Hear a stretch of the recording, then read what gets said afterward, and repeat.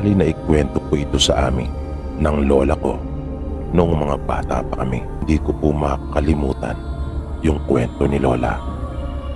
Ayon sa kanya, nangyari ito noon sa kanilang probinsya. Nagdadalaga pa lang umano siya noong mga panahon ngayon. Ang kwentong ito ay talagang pinag-usapan sa buong bayan nila at nakapagdulot ng matinding kilabot sa lahat ng mga naninirahan doon. May kababaryo sila noong nagngangalang Telmo. Ang asawa naman niya ay si Nimpa. Noong mga panahong iyon ay nasa 24 anyos pa lamang silang dalawa. 8 taon na silang kasal at hindi pa nagkakaanak. Noong mga panahong iyon kasi ay maagang nag-aasawa ang mga kabinataan at kadalagahan. Noong mga dalaga at binata pa sila ay kapwa sikat sila Telmo at Nimpa. Madalas nga silang magkapareha tuwing may idinaraos na okasyon sa kanila, tulad na lamang ng Flores de Mayo. Kapwa kasi sila may magandang muka at pangangatawan, kaya pareho silang hinahangaan at marami talaga ang nagkakagusto sa kanila. Ngunit sabi ng marami ay sila talaga marahil ang itinadhana, pagkat bagay na bagay talaga sila. Kaya marami ang nanghinayang pagkat hindi sila nagkaanak. Ayon sa usap-usapan noon, ang may diferensya ay si Nimpa. At habang lumilipas ang panahon, ay unti-unting nagbago ang pakikitungo ni Telmo sa kanya. Naging malamig ito kay Nimpa, na hindi na niya halos maramdaman pa ang pagmamahal nito. Madalas nitong ginugugol ang marami niyang oras na kasama ang kanyang mga kabarkada. At madalas itong umuwi ng lasing. Hindi rin ito maasahan pagdating sa kanilang kabuhayan. Tamad ito at tuluyan ng naging batugan. Si Nimpa na nga ang halos gumagawa ng lahat para sa kanilang ikabubuhay. Magkaganon pa man, ay nanatiling tapat at mapagmahal si Nimpa kay Telmo. Nilawakan niya ang kanyang pangunawa. Pilit niya pa rin itong inintindi. At may mga pagkakataon pa nga ang sinisisi niya ay yung kanyang sarili, kung bakit nagkaganon ang kanyang asawa. At mahal na mahal niya talaga ito, kung kaya pilit niyang kinakaya ang lahat. Patuloy pa rin niyang ginampanan ang kanyang pagiging mabuti at ulirang may bahay ni Telmo. At sinikap niyang huwag magkulang dito. Pero sadyang mapaglaro ang tadhana. Ilang beses na sinubo ang katatagan ng kanilang pagsasama. Pero nanatili pa rin si Nimpa sa tabi ng kanyang asawa. Kahit ilang pagkakataon nang nalaman niya na nagkaroon ito ng ibang babae, pilit niya pa rin itong inunawa. Hindi niya rin pansin ang sinasabi ng mga tao. Nagbingi-bingihan siya dahil sa labis niyang pagmamahal kay Telmo. Kahit nga mismo ang kanyang mga magulang at kapatid ay hindi niya binibigyan ng pansin ang kanilang mga pagpapayo. May mga pagkakataon pa ngang halos sulusuluan na nila ito na makipaghiwalay na at iwan si Telmo. Pero tiniis lang iyong lahat ni Nimpa, pagkat mahal na mahal niya talaga ang kanyang asawa. Pero isang araw ay nagulantang ang buo nilang baryo nang pumutok ang balita ukol sa pagkawala ni Nimpa. Walang sino man sa kanila ang makapagpaliwanag sa biglaang paglaho nito. Nagkaroon ng napakaraming espekulasyon, samot-saring mga kuro-kuro at mga haka-haka, lalo na nang tuluyan ng magsama si Telmo at yung napapabalitang kapit nito na si Olivia. Isa rin ito sa kinikilalang maganda sa nayo nila, at kadalasan ay siyang kakumpetensya ni Nimpa, hindi lamang sa tagisan at paligsahan ng ganda, kundi maging sa puso noon ni Telmo. At nung mga panahong iyon ay nagtagumpay na nga ito, nang mabaling sa kanya ang pagmamahal ni Telmo. At nagsama na nga sila nang biglang maglaho si Nimpa. Para sa marami, ang pagkawala ni Nimpa ay indikasyon na hindi na nito kinaya pa ang sakit na nararanasan sa piling ng kanyang asawa. Ngunit nagtataka naman ang iba, lalo na ang pamilya ni Nimpa, kung bakit hindi man lang ito nagpaalam sa kanila. At ang inaasahan nila ay sa kanila talaga ito tatakbo, pagkat iyon naman ang nakagawian nito tuwing may mabigat na problema.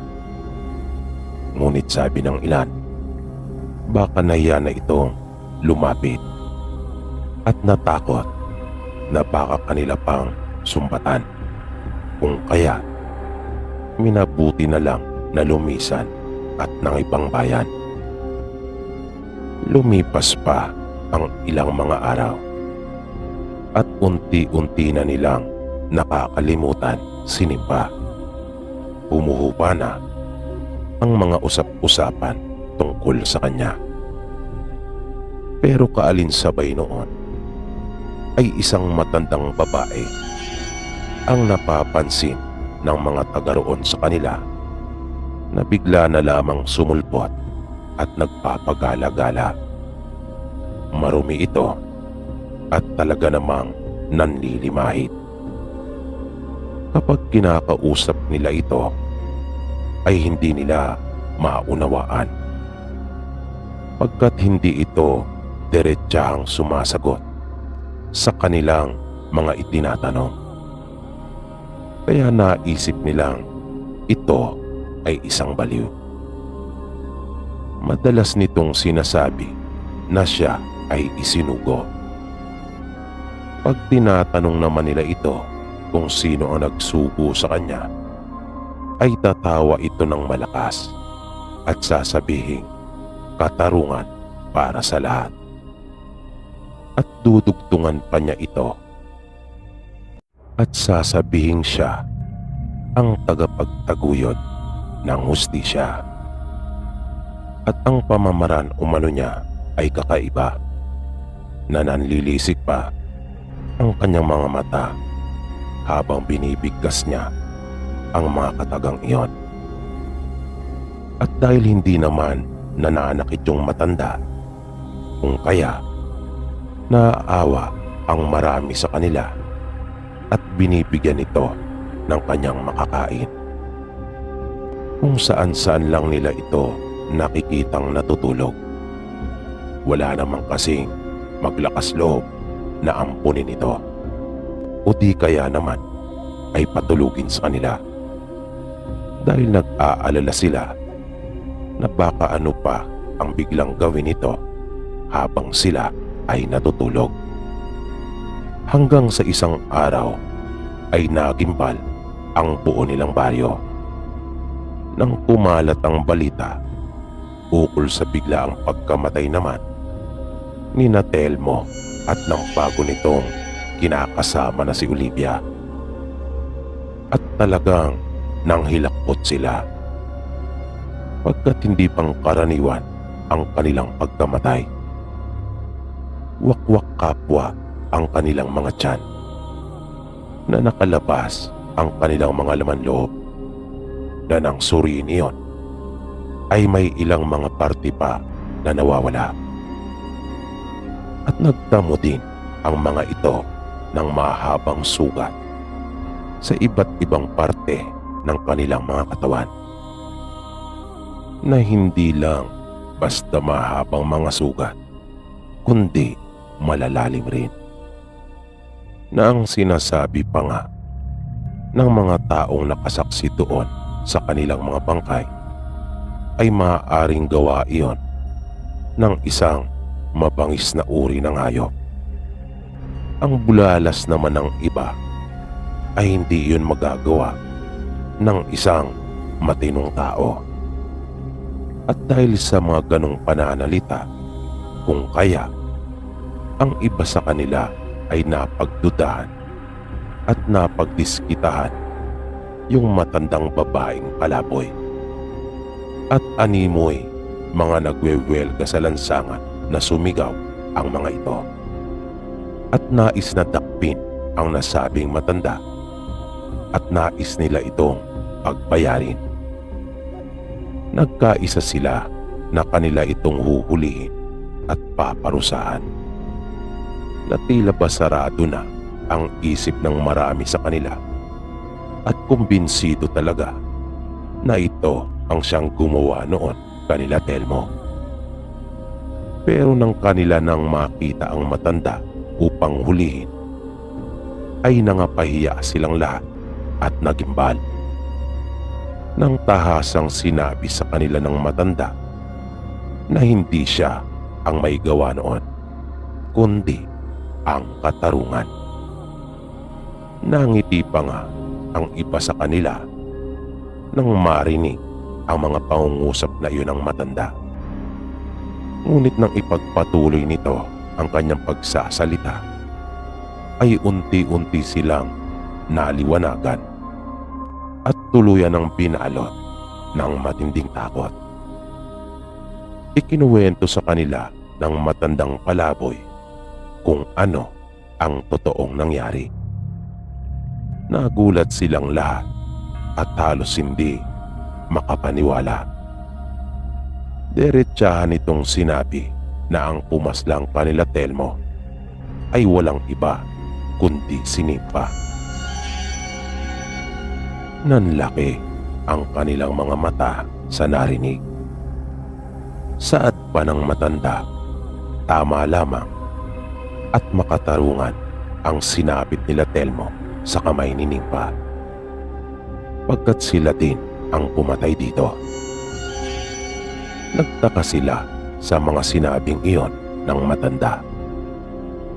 Pagpapaliwanag pa nito, hindi totoong umalis si Nimpa, kundi ito ay pinatay.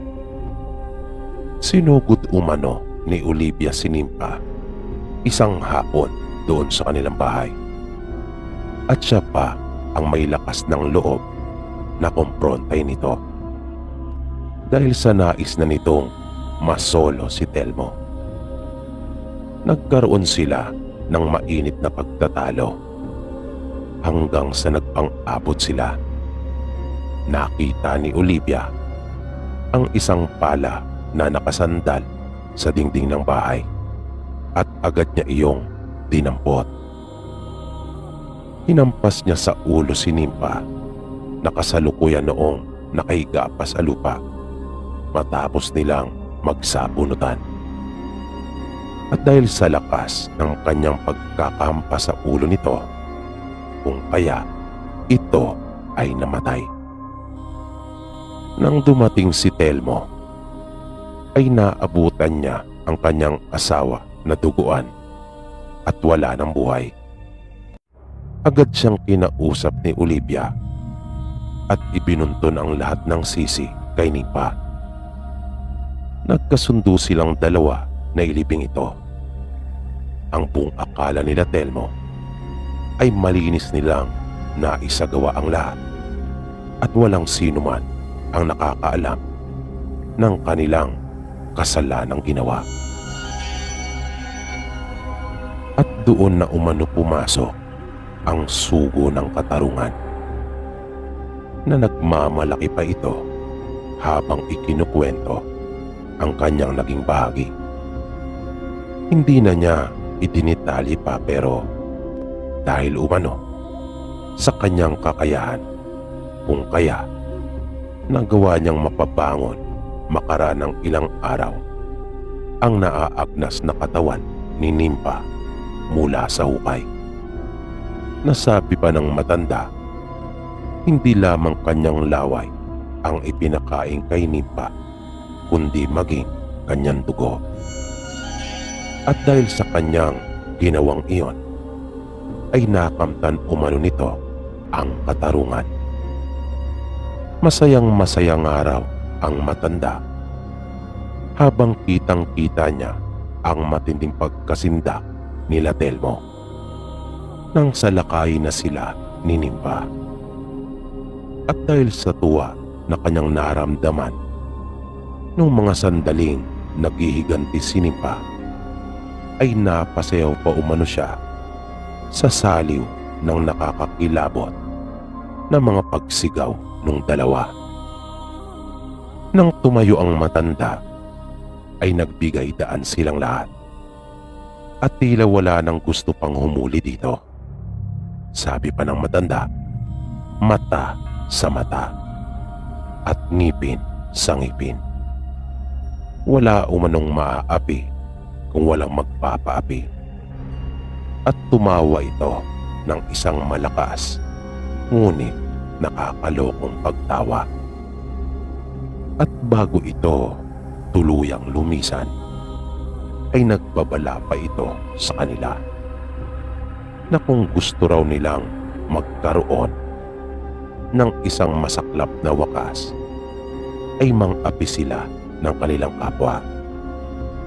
Gamitin umano nila ang kanilang kapangyarihan o posisyon upang manggipit. At nasisiguro daw niyang mapait ang magiging kapalit.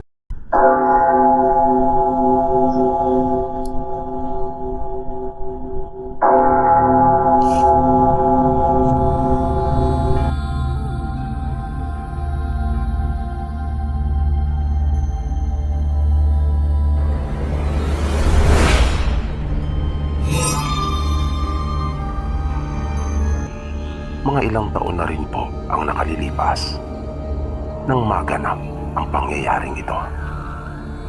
Nagbakasyon po kasi ako noon sa probinsya ng nanay ko. Nainganyo kong sumama sa pinsang ko dahil na rin sa mga ikinukwento nito tungkol sa kanila. Nang dumating na kami doon sa kanila, ay humanga talaga ako sa ganda ng kanilang lugar. Tama din yung sabi sa akin ni nanay na kapag makarating nga daw ako doon sa kanila, ay matutuwa ako dahil sa ganda ng mga tanawin. Kaso ang di ko alam, sa kabila pala ng lahat ng kasiyahan na aking nararamdaman, ay doon ko rin pala mararanasan yung pinaka nakakatakot na pangyayari sa buhay ko. Kinahaponan ng sumunod na araw, ay sinamahan ko yung aking pinsan sa may tindahan nang may utos sa kanya ang kanyang nanay.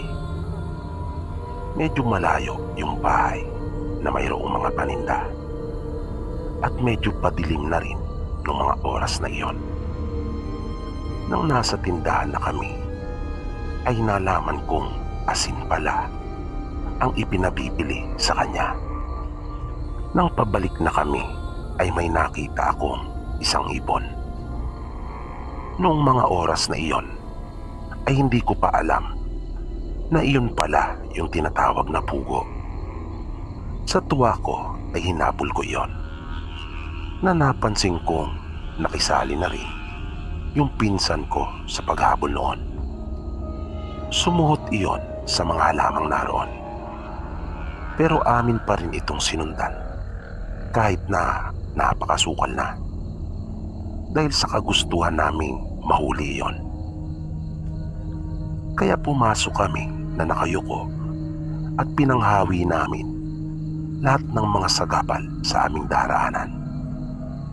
Hanggang sa maaari na kaming makatayo pagkat narating na namin yung bahagi na bakante na napapaliputan ng mga naglalakihang puno.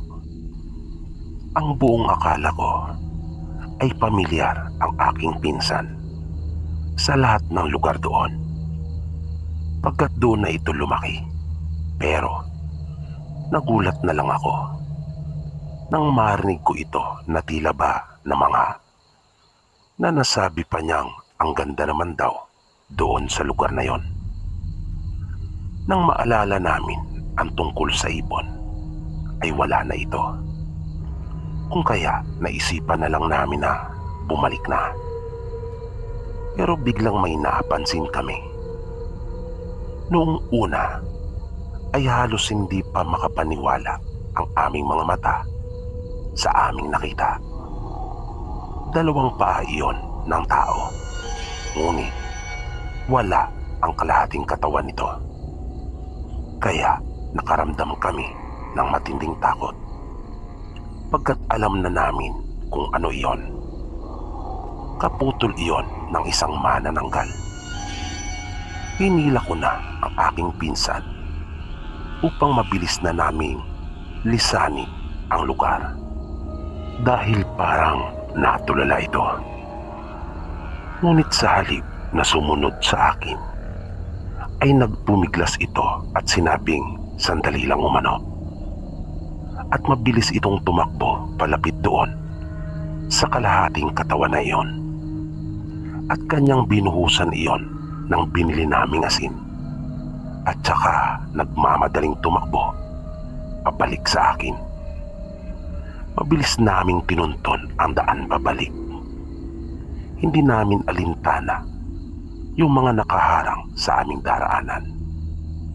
Nang bigla na lamang nakarinig kami ng malakas na pagpagaspas.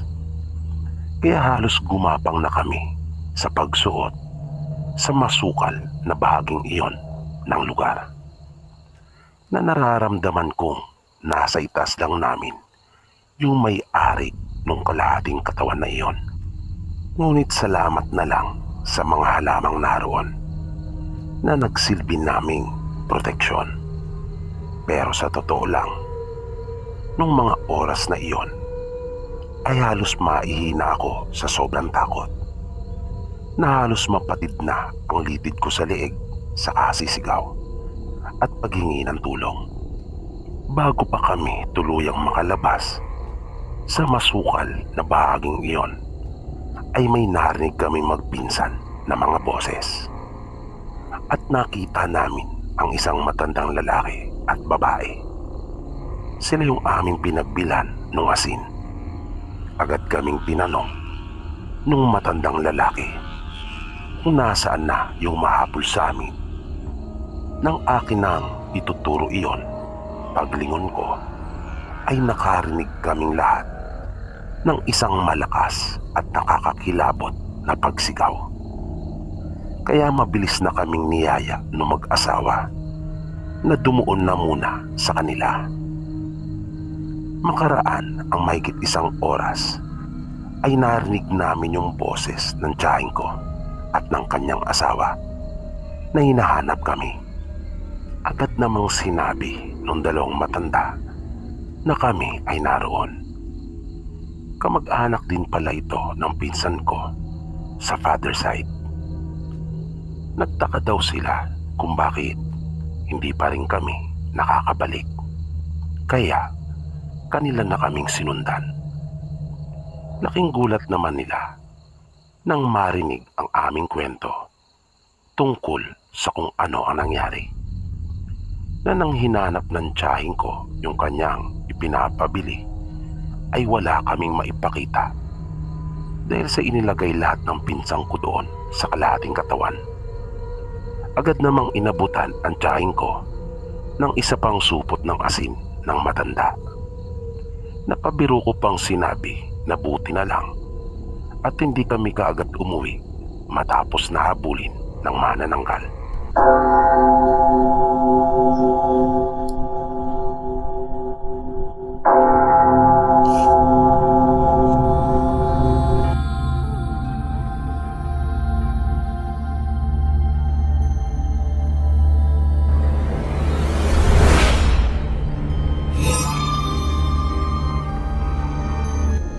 Tawagin niyo na lang po ako sa pangalang Bren.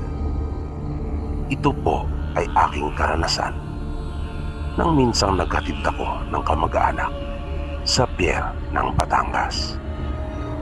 Pauwi sila ng probinsya noon at nakiusap sa akin na kung maaari ay akin silang ihatid dahil sa maraming dala. Pumayag naman ako dahil sa kaklose ko yung pinsang ko na nakiusap sa akin. Yung pamilya kasi niya yung malapit sa amin. Nang dumating kami sa pier ay medyo napaaga kami. Alas 5 pa raw ng hapon ang alis ng barko. Kaya matapos kong maipark yung sasakyan ay nagkayayaan kami na kumain na muna sa loob ng terminal. Pero papasok pa lang kami doon sa may bandang pilihan ng ticket papunta sa waiting area ay may biglang lumapit sa akin na isang babae at marumi ito. Mga taong lansangan sila. May karga-karga siyang bata. Malayo pa lang sila ay nakita ko na pero nagpatuloy ako. At nang makalapit nga ito sa akin ay kanya akong kinalabit at inilahad ang kanyang palad. Hindi naman na ako nagulat dahil sa napansin ko na nga sila bago pa man makalapit. Kaya inaasahan ko na iyon. Huminto naman ako at dumukot sa aking bulsa. Medyo natagalan ako sa pagbunot ng pera.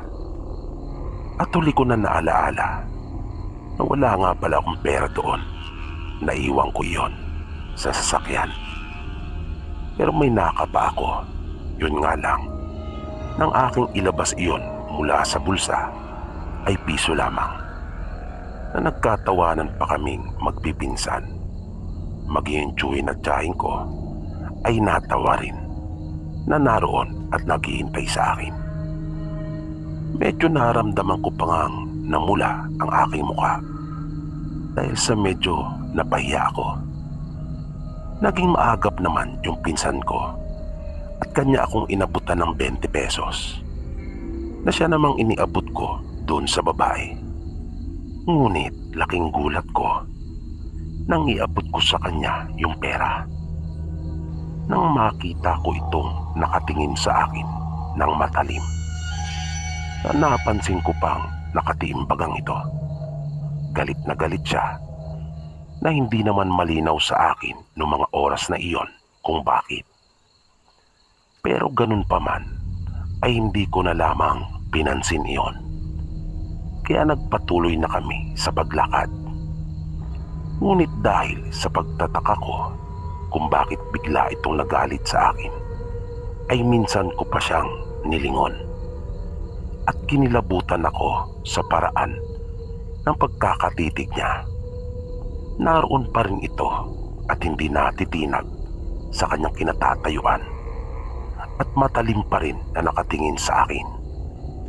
Na sa sobrang galit na nararamdaman niya, ay napansin kong gumagalaw pa ang kanyang mga labi na tila minumura ako ng pabulong.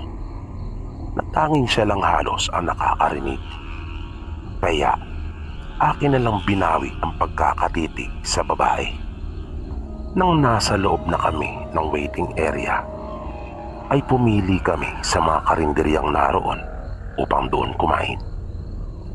Habang masaya kaming pumipili sa mga ulam na nakadisplay doon sa may istante, ay bigla na lang akong nakaramdam ng matinding pananakit ng sikmura, na dahil pa nga sa aking pagkabigla ay napahawak pa ako sa kung saan ko unang naramdaman yung sakit, na dahil doon pati mga kaanak ko ay nagulat at agad na napatanong ng bakit at kung anong nangyari. Napailing na lang ako at sinabi sa mahinang boses na hindi ko alam, dahil sa namimilipit na ako sa sobrang sakit. At di nga nagtagal ay naramdaman ko na lang na bumagsak ako sa sahig. Parang pati yung mga binti at paa ko ay nawalan na bigla ng lakas. At sobrang sakit ng ulo ko na para iyong mabibiyak.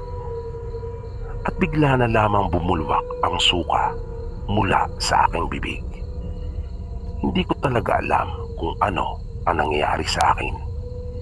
Sa pag-aakala nilang baka nahihirapan lamang akong minga dahil sa dami ng tao ng mga oras na iyon, kung kaya kanila akong inilabas. Pinagtulong-tulungan nila akong buhatin. Nang nasa labas na ay naramdaman kong kanila akong inilabag sa simento at binuksan ang aking polo. Maya-maya, mula sa mga taong nagkakarami na nasa paligid ko, ay may narinig akong boses ng isang matandang babae. Marami akong naririnig na boses nung mga pagkakataon na iyon. May mga nagtatanong kung anong nangyari. May sumisigaw naman na tumawag daw ng personnel. May nagsasabi na magpadala ng taga-klinik at kung ano-ano pa. Pero rinig na rinig kong malinaw yung tinig ng matanda na sinabi niyang kanyang hahawakan ang aking kamay. At naramdaman ko rin na hinawakan niya ang aking noo. Narinig kong muli ang tinig ng matanda at sinabing delikado daw ang lagay ko.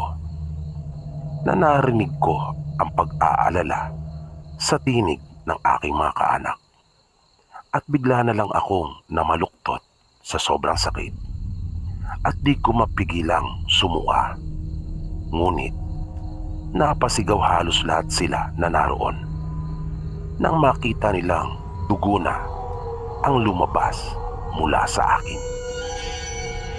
Agad kong naramdaman ang kamay ng matanda sa aking sikmura, habang yung isa naman ay nasa gawing noo ko, at nagsimula ng gumalaw ang kanyang mga labi.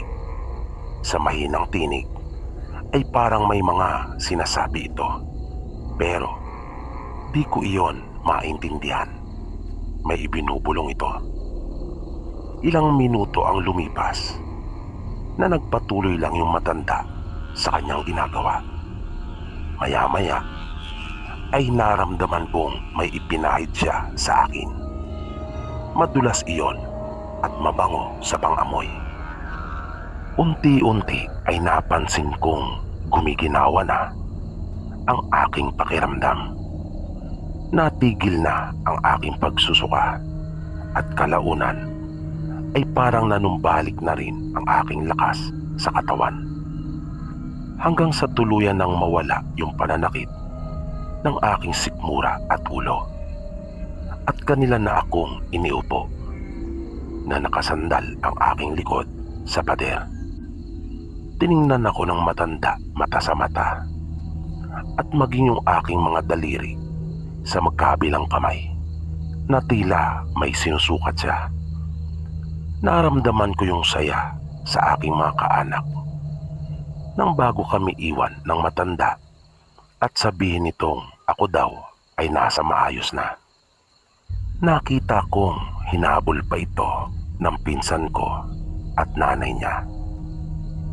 Inalok nila ito ng pera pero nakita kong tinanggihan iyon ng matanda. Pagbalik ng pinsan ko ay ikinuwento niya sa akin na ang bait daw ng matanda. Pagkat tinanggihan umano ang inaalok nilang pera at sinabing walang anuman daw iyon. Tungkulin daw ng bawat tao ang tumulong sa nangangailangan. Nasabi pa ng pinsan kong si Elaine ay may natutunan daw siyang isang mahalagang aral nung araw na iyon dahil sa ginawa at sinabi ng matanda.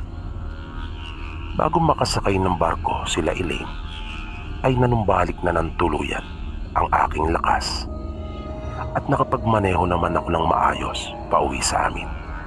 Pero baon ko ang isang nakakakilabot na kababalaghang hinding-hindi ko makakalimutan.